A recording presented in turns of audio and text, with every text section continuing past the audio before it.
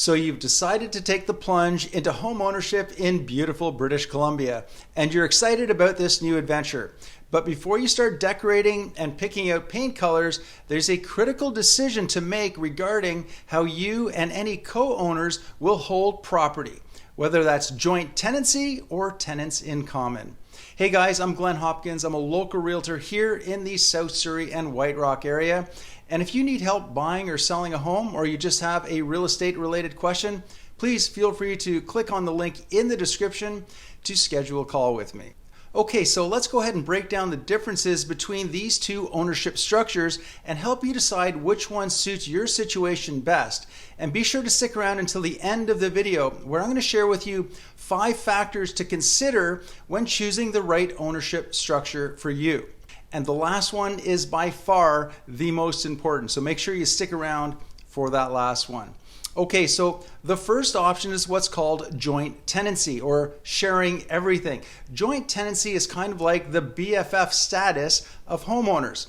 When you and your co-owners choose this option, you essentially become co-owners with equal shares in the entire property. But here's the catch. If one owner passes away, their share automatically transfers to the surviving owners. Now, this is known as right of survivorship.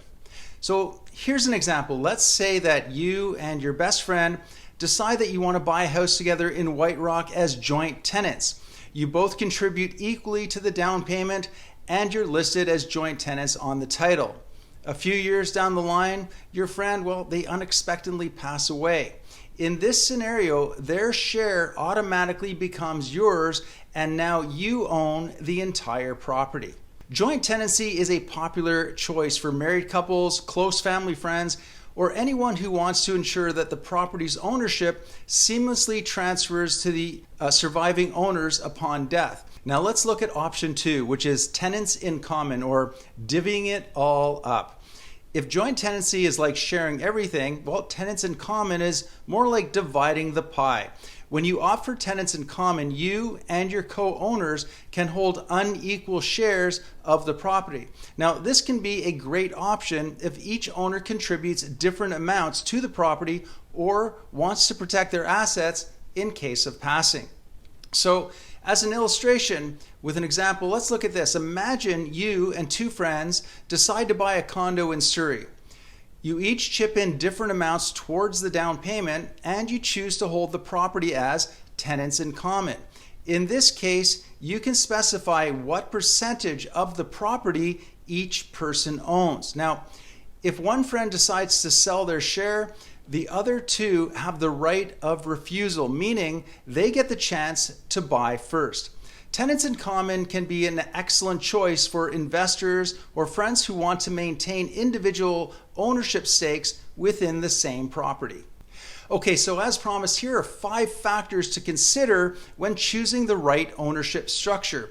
And the 5th is by far the most important. Okay, so by the way, if you like this video and you want more like it, do me a quick favor, click on the like button and subscribe to my channel. When you do this, it helps both me and YouTube understand what kind of content that you want me to create more of. Of course, if you have questions, feel free to leave a comment. Leave your comments and your questions below, and I will definitely respond to those for you. Okay, so now that you understand the basic differences, you might be wondering which ownership structure is right for you. So here are those 5 things to consider to help you decide. Number 1 is relationship with co-owners. If you're buying a property with a spouse or a close family member, joint tenancy could be the way to go for its simplicity. If you're investing with friends or business partners, tenants in common might offer you more flexibility. Number 2 is estate planning. Consider your long-term goals. Joint tenancy ensures seamless transfer of ownership in case of death, but tenants in common allows you to specify shares, which can be beneficial for estate planning. Number 3 is your finances. Think about how much each co-owner contributes to the property. If contributions are unequal, tenants in common may be a better fit. Number 4 is your exit strategy. If you foresee the possibility of selling your share, Tenants in Common provides a clear process for doing that, while joint tenancy might complicate matters a little.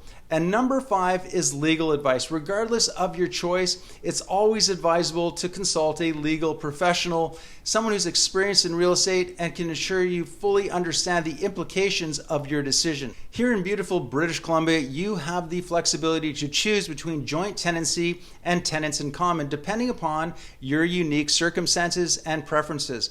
Ultimately, the right ownership structure will ensure harmonious and well-planned home ownership experience, allowing you to enjoy your new place in this stunning part of Canada.